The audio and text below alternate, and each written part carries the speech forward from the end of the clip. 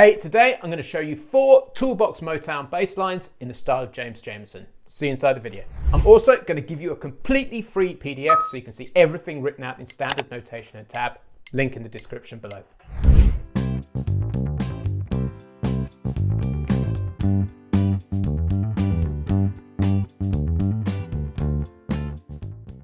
Hey, it's James here from E-Bass Guitar. Today we're digging into the legendary world of Motown, and I'm going to show you 4 Toolbox bass lines that you can use in a wide variety of situations. These are heavily inspired by 4 really well-known Motown tunes. If you recognize which ones they are, do let me know in the comments below. Just before we get going, I've got a super quick favor to ask. There are 2 things which really help the E-Bass Guitar channel grow. The first one is watching our videos all of the way through. The second one is hitting the subscribe button.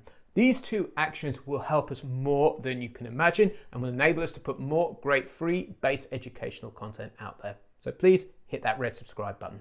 So let's crack straight into the lesson now. I'm going to show you the Toolbox bass line number 1, then I'm going to teach you the chord sequence we're going to play it over. So this is what our first bass line sounds like. It's a 1-bar bass groove. I'm just going to repeat that round and round.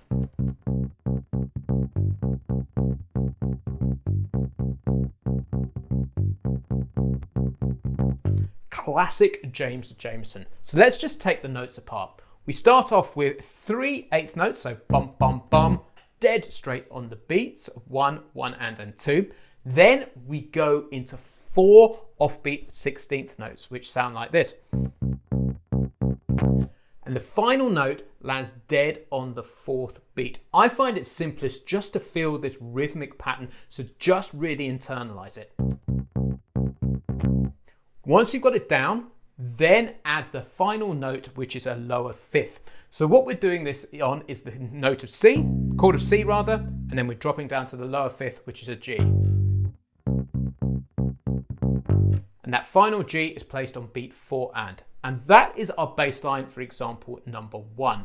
So what we need to do now is put this through our 8-bar chord sequence. If you recognize this chord sequence, please do let me know below. So the 8-bar chord sequence starts off with 2 bars of C, then up to 2 bars of G, exactly the same pattern,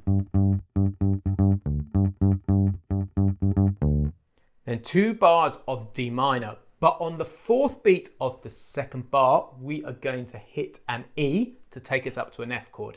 It sounds like this. So this is the 1st bar. So then we're going to do in the 2nd bar, just repeat that, 1st bar, 2nd bar, and then that's going to land is into an F chord for 1 bar, and then a G chord for another 1 bar. There we have our whole sequence now. So what I'm going to do is I'm going to play this with a backing track so you can hear bass line number 1 in action.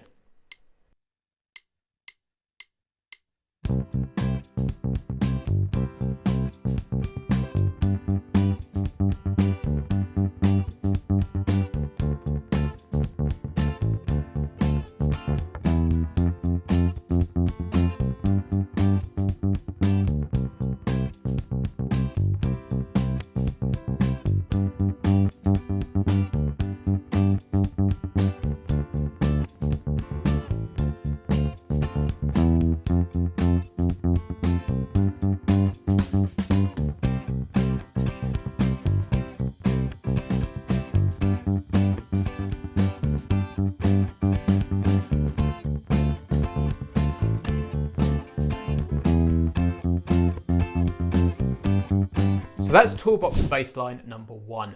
Bonus points if you can play it with 1 finger like James Jamerson. That's super challenging, I find. Now let's move into Toolbox bass line number 2. It sounds like this.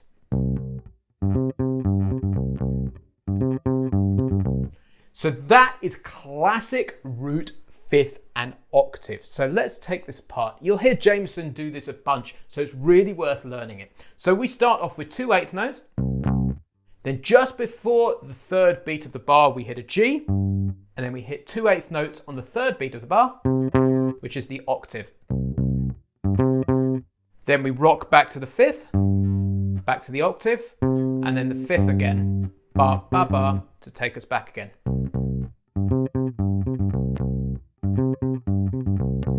Just practice that round and round to begin with to get the feel of it.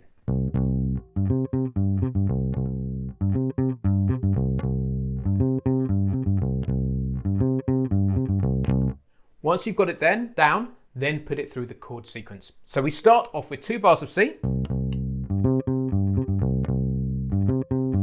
to 2 bars of G, to 2 bars of D minor. And then what I want you to do here on the bar of D minor, which has the transition via the E to the F, I want you to play the first 3 beats exactly as it, and then hit an open E to take us to the F, which is there. So that bar sounds like, and then we go into an F chord, to a G, and then round again. So let's play that with the backing track so you can hear it in action.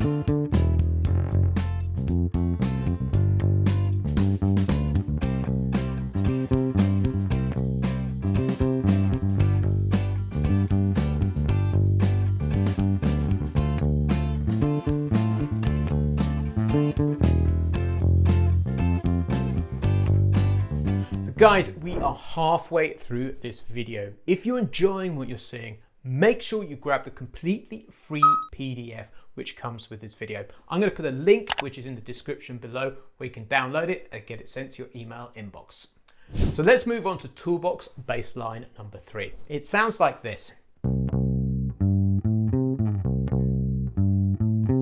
So the foundation of this is a 1-bar riff using the root, the 5th, then we're going to go forward to the 6th, the octave, and then back to the 6th again like this. Real classic Jamerson stuff this. So rhythmically what's going on is we start off with 2/8 notes, and then we push just before the third beat of the bar, 1/16 note into the 5th. So be really precise about this rhythm. So dum dum ga, dum dum ga, just before beat 3. And then on the last 3/8 notes of the bar, we go 6, 8, 6. So the notes are a C to a G, and then an A, C, A, like that. And you could put a nice little slide into the A too. So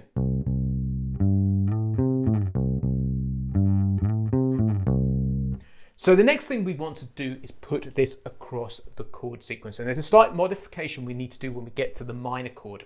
So we've done it over the C chord.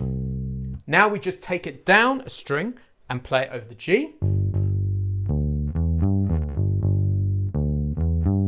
Then when we get to the D minor, what I want you to do is instead of using the 6th and the octave, is I want you to use the flattened 7th and the octave. This sounds much better over a minor chord.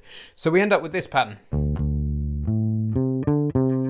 So those notes are 2 Ds, push into an A, which is the 5th, flattened 7th, which is the C, octave, and then back to the C. So that's the first bar, and then when we go into the second bar with the transition, what I want you to do is just this. So we play the first 3 notes, dum dum, with the push, and then on beat 4 we play the E to take us to the F. And what we're going to do is we're going to go back to that original pattern and then take it up to the G and back to the C there. So we're going to start working our way into the upper register. This is what it sounds like with the backing track.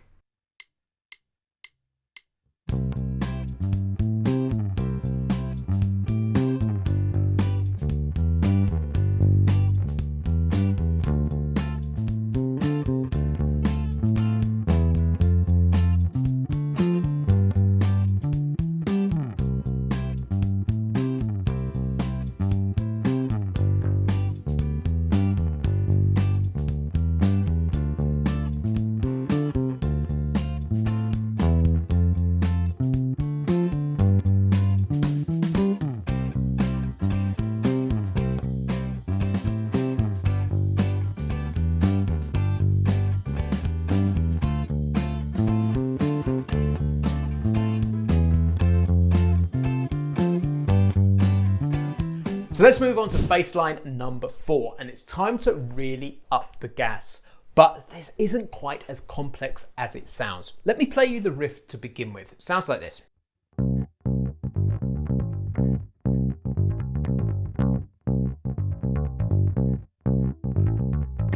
Now, the secret to this is all in your fretting hand.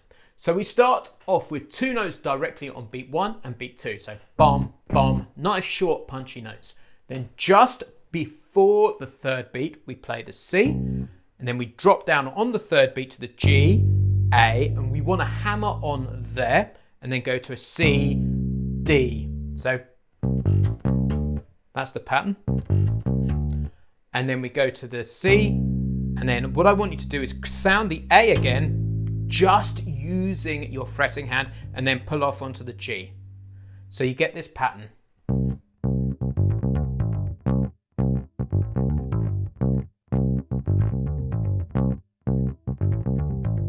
Then you can move it through the chord sequence. We can take it up to the G, to the A, to the D minor rather, and we have to just modify this pattern. You'll see the notes in the tablature, so you can take it apart. And then going into the next bar was all of the notes for that are in the tab and the standard notation. So the 2 bars of D minor in this.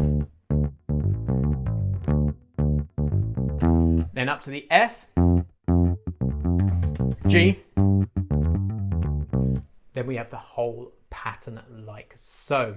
Remember, just take this apart slowly and put it together. Remember, the bulk of the speed comes from the fretting hand. So let's start wrapping up this lesson, and I'm going to jam over bass line number 4 with the backing track so you can hear it in context.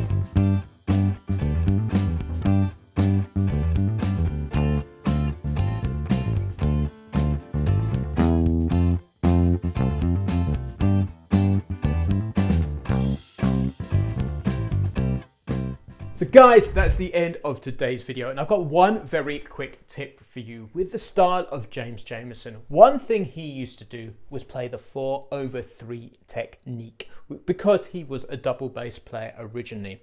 So how I demonstrated that last exercise was using 1 finger per fret, which does work, but how you saw me play it in that demonstration, which you are welcome to try as well, is using 1/4, 1/4 like that. So make sure you experiment with both techniques and find out which one is comfortable for you.